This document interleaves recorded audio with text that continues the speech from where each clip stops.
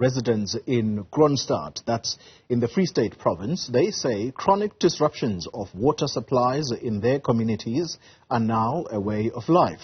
This despite the region having several water distribution sites.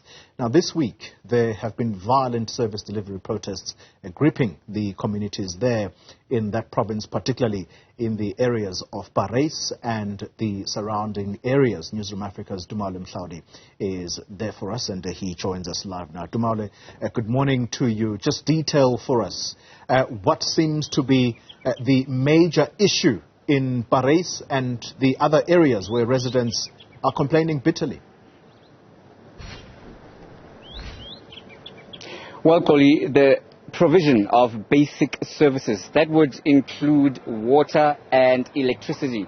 And these provisions, residents are saying, according to their understanding of what municipal services are meant to be about, they are meant to be undisrupted. And they're saying that undisrupted is a pipe dream for them because many have been having disruptions to water, electricity and other basic services that are provided by municipalities, including refuse collection. And they say that this has been going on for years now and they have reached their tether. Of course, it is unfortunate that they resorted to violent uprisings, which included the torching of a local politician's property, something that has been frowned upon by both the provincial, regional police services, as well as, of course, local political as well as civic organizations. But really the core of the issue when it comes to the water provisions, specifically residents in the Free State saying that they believe that the province has got enough water resources, given the latest rains, of course, that have been coming down across the country, to ensure that at least this time around, and following promises by both national and local politicians in terms of provincial structures, that the water infrastructure problem is being resolved. We have seen in recent years, of course, the Ministry of Water and Sanitation, as well as the Deputy Ministry there, coming and having oversight visits. In fact, as far back as last year and the year before that, Deputy President David Mabuza also came to see for himself what the issue was here in Kroonstad.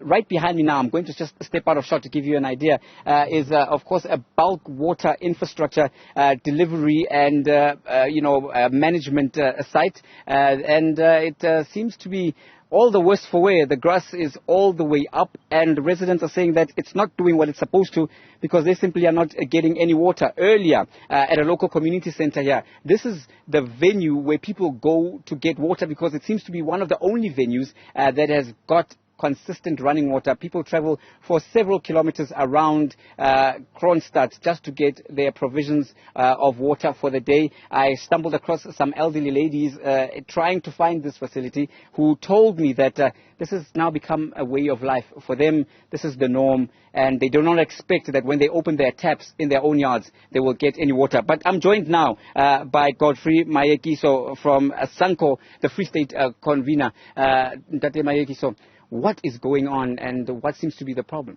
The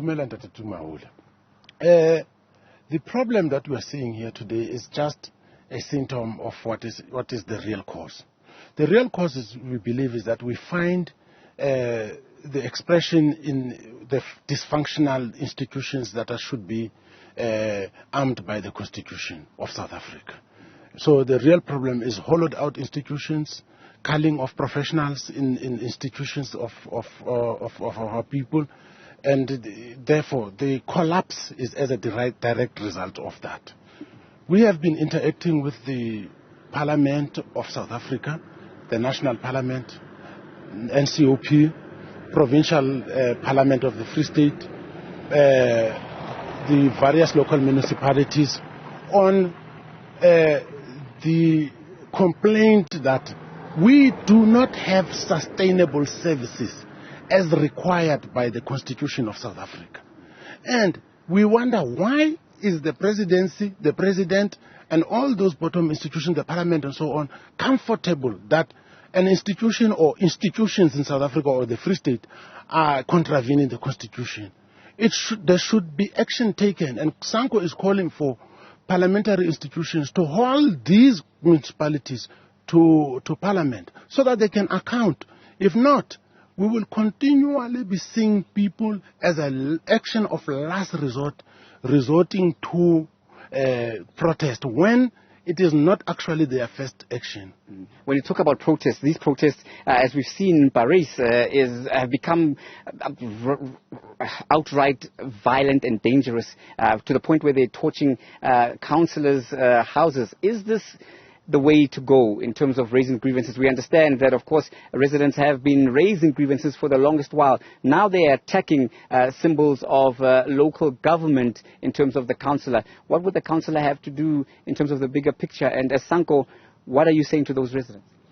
We are dead against any violent protest. Sanco is a peaceful organization. Sanco believes that we should apply the law and we should be within the confines of the law. The Constitution of South Africa is the best constitution. In fact, we go on beyond that and call on all residents to calm down. We've got this in control.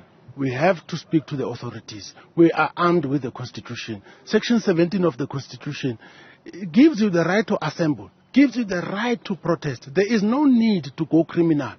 And do not allow the criminal elements to take over your rightful rights of protest and to criminalize them. Now, an interesting question that was coming up in terms of this conversation is that Sanco itself is, by virtue of being part of the broader alliance structure of the ANC, which includes Labour, civic organizations, Sanco, and of course other political formations, including the SACP. Historically, you are in bed with the ruling ANC in that particular structure. Why haven't you raised these issues as being a civic organization? You are on the ground with the people all these years, all this degrading of infrastructure and misadministration, mismanagement of bulk infrastructure. Where has Sanco been? Truth be told, Sanco is ailing, is sick, is in ICU. It has been made a lapdog of the ANC instead of a watchdog of the community.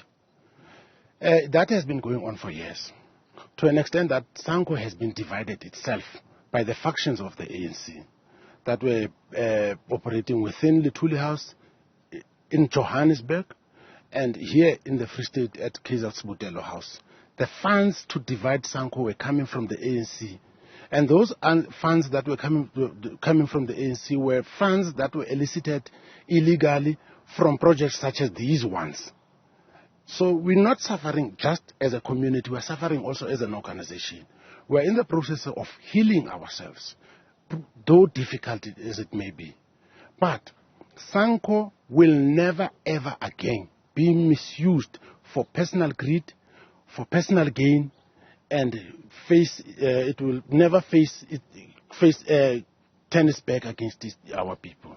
All right, no, we'll have to leave it there for time, and we'll continue to be in touch and hear what is happening and see for ourselves. That was Godfrey Mayekiso, Sanco convener here in the Free State. Very strong words there of criticism, self-criticism, both for Sanco and also against the ANC in the province, saying that it has allowed this situation to be where it is right across the province. Water cuts are the order of the day, water shortages, electricity, poor service delivery, ailing infrastructure. We will, of course, give the ANC an opportunity to respond to these, allegations and statements, and give them an opportunity to state their case. And, of course, we have that all-important ANC regional conferences coming up this weekend, whereby, of course, I suppose these issues will be high up on the agenda, apart from, of course, electing a provincial leadership after many years with which the ANC here has been under tatters, if one can use that. So looking to rebuild itself, and perhaps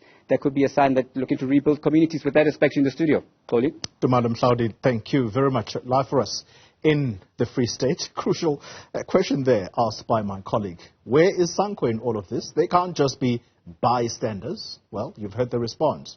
Sanco has been in ICU for some time.